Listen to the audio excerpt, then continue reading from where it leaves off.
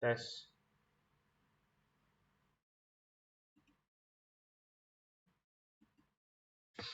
Baik, selamat malam. Assalamualaikum warahmatullahi wabarakatuh. Kali ini saya akan mempresentasikan berkaitan dengan pembelajaran Canva yang sudah kami lakukan dalam satu semester.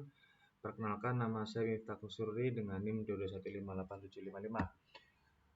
Apa pengertian dari Canva? Canva adalah platform desain grafis online yang memungkinkan pengguna membuat berbagai jenis konten visual dengan mudah tanpa memerlukan keahlian desain profesional.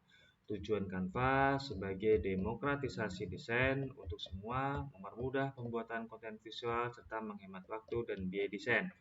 Fungsi utamanya sebagai desain grafis, drag and drop, template siap pakai, serta juga bisa untuk kolaborasi tim real time.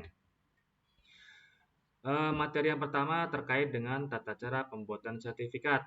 Pertama-tama, setelah kita masuk ke dalam aplikasi atau web Canva, kita bisa langsung pilih template untuk sertifikat dengan kita memilih sertifikat. Kemudian kita bisa kustomisasi, misalkan dengan merubah nama, judul sertifikat, serta informasi-informasi lainnya yang ada di template sertifikat tersebut.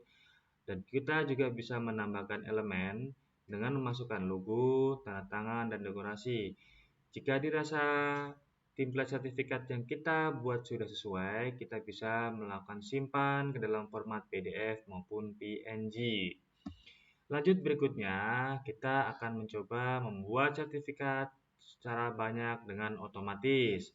Yang pertama-tama kita perlu siapkan adalah kita harus menyiapkan data isi dalam sertifikat dalam format CSV. Misalkan kita bisa menambahkan nama, tanggal, atau mungkin tahun, atau mungkin jenis sertifikatnya, lulus atau tidak lulus, dan sebagainya. Kemudian setelah kita selesai membuat CSV, kita kembali masuk ke template Canva. Kemudian kita pilih aplikasinya, pilih apps, kemudian pilih Procreate di menu Canva. Kemudian setelah itu kita bisa upload dan mapping dengan elemen desain. Setelah selesai semuanya, kita bisa langsung generate secara otomatis dan simpan filenya. Kemudian membuat animasi dengan Canva. Setelah kita masuk ke dalam Canva, seperti biasa, kita bisa pilih template animasi yang tersedia. Kita bisa pilih beberapa template yang kita inginkan. Setelah kita memilih, kita bisa langsung menambahkan elemen, misalkan dengan memasukkan teks, gambar, dan elemen-elemen grafis lainnya. Kita juga bisa menambah atau mengatur animasi dengan cara klik elemen, animate, kemudian kita bisa pilih efek animasinya. Setelah itu, kita bisa melakukan preview terlebih dahulu hasil yang sudah kita buat. Jika dirasa sudah bagus, sudah sesuai dengan keinginan kita bisa langsung download dengan file dengan format file MP4 ataupun dengan format GIF. Kemudian membuat video presentasi atau slideshow. Pertama-tama kita tentukan video atau presentasi yang akan kita buat. Kita buat desain baru dengan format atau video presentasi. Kemudian kita bisa juga menambahkan slide dengan menambahkan klik tombol plus atau slide baru. Kemudian kita juga bisa atur durasi dan transisinya. Kemudian kita bisa menambahkan audio, itu dengan memilih audio kita bisa menambahkan musik di latar video kita atau bisa merekam narasi langsung. Kemudian setelah selesai semua aktivitas yang kita lakukan, kita bisa langsung mengekspor video tersebut dengan format MP4. Canva terkait untuk digital marketing.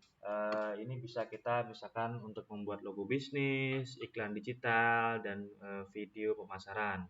Tips digital marketing dengan Canva. Yang pertama-tama adalah konsistensi brand.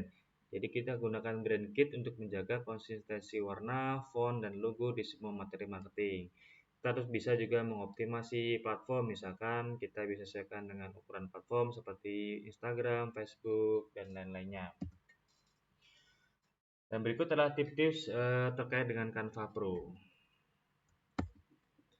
Dan untuk best practice penggunaan Canva Pro, prinsip desain kita harus menggunakan kontras yang baik, jaga konsistensi warna, pilih font yang mudah dibaca, dan hindari terlalu banyak elemen. Tentunya supaya pesan yang tersampaikan dalam yang kita buat itu mudah tersampaikan ke orang-orang yang melihat.